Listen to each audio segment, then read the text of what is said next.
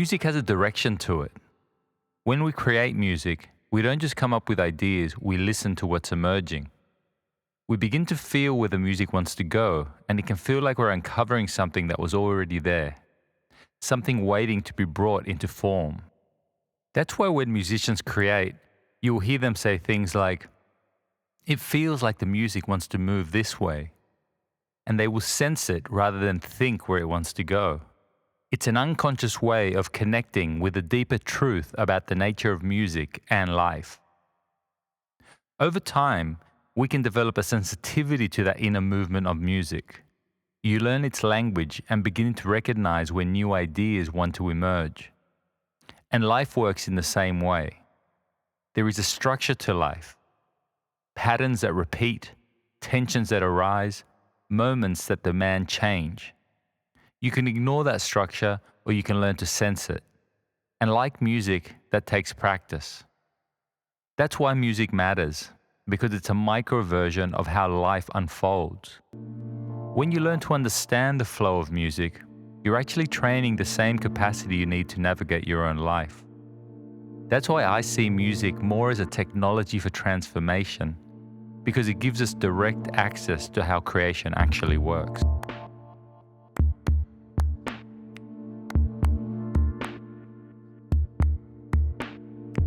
When I was undertaking my PhD, participating in initiation rituals in Latin America, I kept coming up against the same question.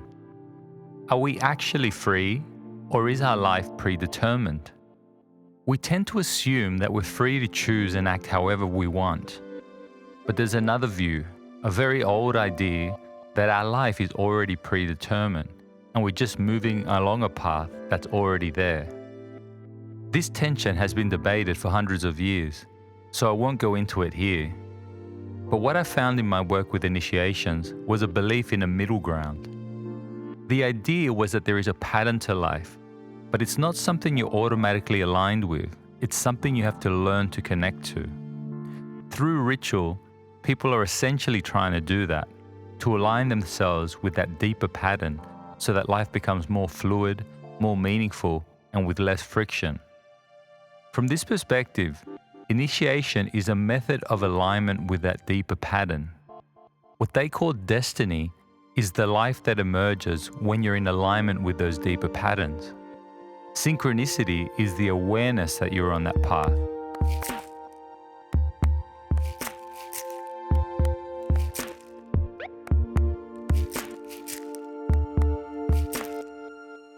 This is where music becomes powerful. In many of these traditions, music is used to access altered states like trance or possession, which are believed to enable deeper access to an underlying reality. Here, music acts as a bridge, a way of aligning with something that isn't immediately visible, but is deeply meaningful. The same principle applies when we create music. When we're creating, we're not inventing something out of nothing. It's more like an idea emerges, and your role is to bring that idea into form. The idea comes as a birth of inspiration, as if out of the darkness, and your role is to bring it into the light. To do that, you rely on intuition, sensitivity, and your level of mastery. You follow the pull of the idea, and if you stay with it, it develops into something more complete. From this perspective, music is more about uncovering what's already there, and the more refined the musician becomes, the clearer that process is. The same idea exists in initiation. The more refined the initiate, the more clearly something can come through.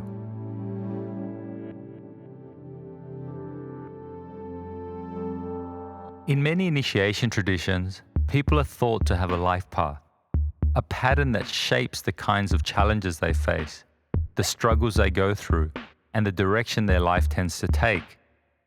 Through practices like ritual, people move into alignment with that pattern.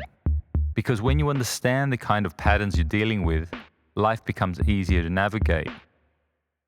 Music plays an important role in this process. It becomes a way of connecting to the forces that shape that path.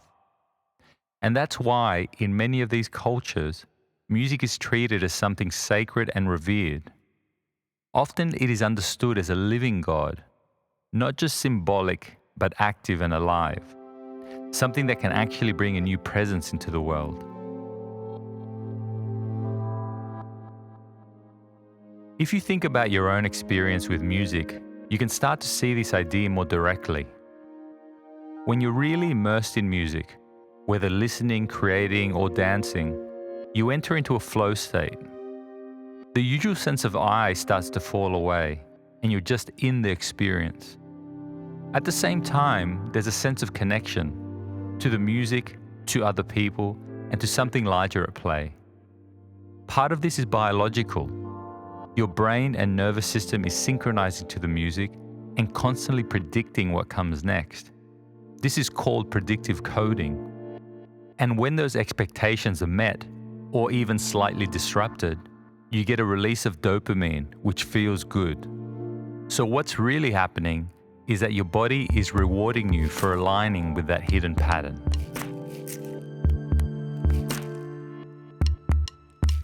But music isn't just about predicting the next beat. We also sense the larger structures of music. For example, you sense when music is building, shifting, and leading you somewhere new. For example, let's look at electronic music. You can feel that the drop is about to happen. It is powerful because of the balance between familiarity and surprise, between knowing what's coming, but not knowing exactly how it will arrive. This tension creates emotional impact, and the same dynamic exists in life. We go through challenges, uncertainty, periods where we don't really know what's coming next. But underneath, there are patterns unfolding. And the more we develop the ability to feel those patterns, to actually sense them, the more grounded and resilient we become. In traditional cultures, ritual is used to restore that alignment. When something feels off, people look for where the pattern has been disrupted, and then through ritual, they fix what's out of place and reconnect with that deeper order.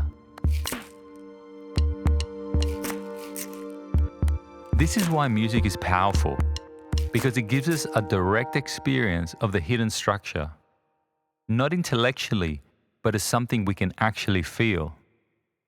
Music then acts as a microcosm, a small, contained version of a much larger process. And when we engage with it deeply, it fulfills our need to feel connected to something larger than ourselves. Without that, life can feel fragmented and alienating. You see, music connects us with an underlying coherence. It shows us that we are part of something structured, even if we don't fully understand it.